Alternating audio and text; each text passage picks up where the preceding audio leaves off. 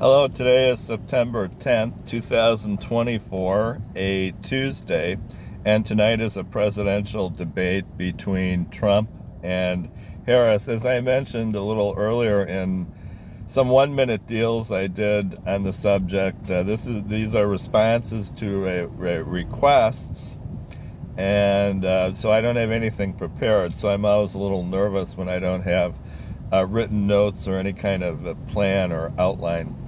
By the way, I shouldn't mention this. I'm not an expert on the subject of politics, and I really don't have any credentials in this subject. I've been worked at newspapers and overseas ESL teaching in the past.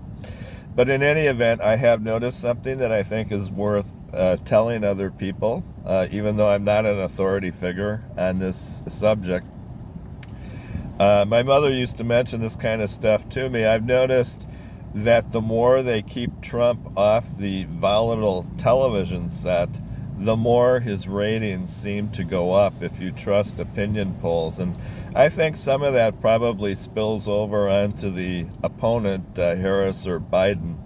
So that is telling the national candidates that like myself, as I'm getting older here, they're not as authoritative as they used to be. People don't necessarily trust any of them for leadership. As I go into if I'm able to vote in the upcoming presidential election, I mentioned before, I view myself as a non-partisan, middle-of-the-road sort of person, and I'll give you a brief rundown. In the primaries last spring, I did not vote because I was working in a state where I had a driver's license in a different state. I voted last in the 2020 presidential election.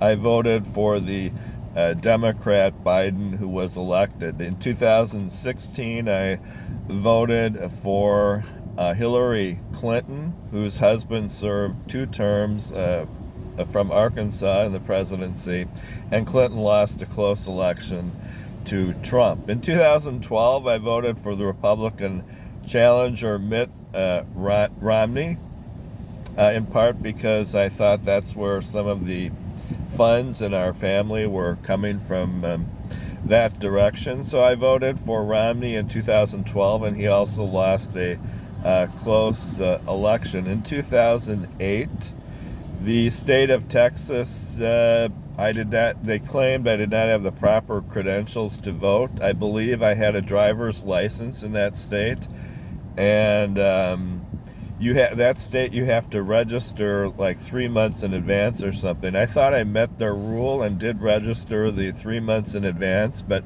they didn't send me my permission to vote until 2 weeks after the presidential election in 2008. I will say that since then I've come to the conclusion that President Obama was a very good president, and it's unfortunate that I was not able to vote in Houston in 2008, and that they sent me the permission 2 weeks after the general election in November of 2008. In 2004, I voted for Kerry, the Democratic challenger, and he lost. In 2000, I voted for George Bush Jr. He won that election, and he went on to spearhead the military effort following the 9/11 disaster, and to clean some of that up with the U.S. military in Iraq and some of the Middle Eastern countries as their unpopular tyrant leaders like Muammar Gaddafi and Saddam Hussein died during those years. In 1996, I voluntarily voted for President William Clinton. In 1992, I throw that election out. My vote was unfairly interfered with by an electronic surveillance, so I disregard that one. I'm not upset about it. It's just I was not voting freely in 1992, so I simply don't mention it and don't count it. The same thing happened in the 1990 election, which was not presidential. I was being ordered who to vote for, Democrats and Republicans. I was voting for people I would not normally vote for, so I simply ignore it. The same thing again in 1988 when I had a horrendous sleep problem. I could only get 15 minutes to 45 minutes of interrupted rest for a year and a half from August of 1988 until approximately sometime from April of 1988 until approximately August, September of 1989. So I also ignore the 1988. 1984 was one of my favorite elections. I voted for the Democrat Walter Mondale. He was not elected, but like my father told me before he died, after voting for Mondale, I had a series of white-collar newspaper jobs, even though my vote was supposedly private in a private voting booth. And my father mentioned that to me before he died at age 73 in 1985.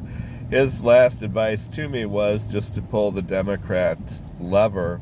And I believe I either did that or sort of did that in 1984, and I was steadily employed in newsrooms as a wire editor and sports editor. My father, by the way, voted for all Democrats in his life, and he asked me not to study it, not to mention my opinions to others about politics, just to pull a party lever, which is what he did. He was born in Chicago, and my mother was a moderate Republican. I did get her to vote for two Democrats, or for one Democrat, Jimmy Carter, after the Watergate scandal with Richard Nixon and Gerald Ford. And she voluntarily, on her own, in the 1960s, voted for, after JFK was assassinated and shot to death, she voted for the Democrat Lyndon Johnson. Those are two Democrats she voted for. She was a moderate Republican who kept most of her opinions to herself and voted for mostly Republicans. As I said, I view myself as a nonpartisan, middle-of-the-road type of person. I happen to be in Georgia at the moment. Jimmy Carter is still going. 1976 was my first presidential election. I did vote for the Democrat Jimmy Carter in that election. I campaigned for a liberal Democrat farmer from Utah named Morris Udall for one weekend or one day in the 1970s, and I voted for Carter, and that was in 1976. In 1980, I voted for the very popular Republican Ronald Reagan, who was re-elected and served 8 years in a row. And as I mentioned, 1984, I voted for Walter Mondale and ended up as a wire editor and sports editor at newspapers, as my father mentioned to me. So, but I have an observation I thought I wanted to share with you, because I've never written an editorial in a newspaper and I've never written a political column. And that is, I've just noticed as they've been disciplining Trump and threatening him with jail and prison, he has been on the volatile communications network of national and international TV. He's been on there less. And as he's been on there less, telling people his blunt opinions and arguing about all sorts of small details, and the same thing goes for Biden and Harris, as they're on there less, their ratings and polls seem to go up, especially with Trump. The more he's not on there telling people blunt opinions, like in a Mark Twain novel or something like that. If you vote for a Mark Twain novel, those things are filled with blunt opinions. And he was a famous classical writer from the 19th and 20th centuries. So Trump's ratings seem to have gone up, and he seems to be better off. If I were any of those national people, tonight there's a debate. It's the Tuesday, September 10th, 2024. I would talk about supply and demand and the economy and things like that people like myself, little people like myself, don't have any control over, where that is heavily influenced by national decision makers and authority figures in business and politics. So I hope they mention about the economy tonight and talk about supply and demand and explain a little how that works. I hope they don't end up bickering and name calling all night long, because I doubt that helps either of them. So once again, this is a response to a request. Today is September 10th, 2024. Have a nice day.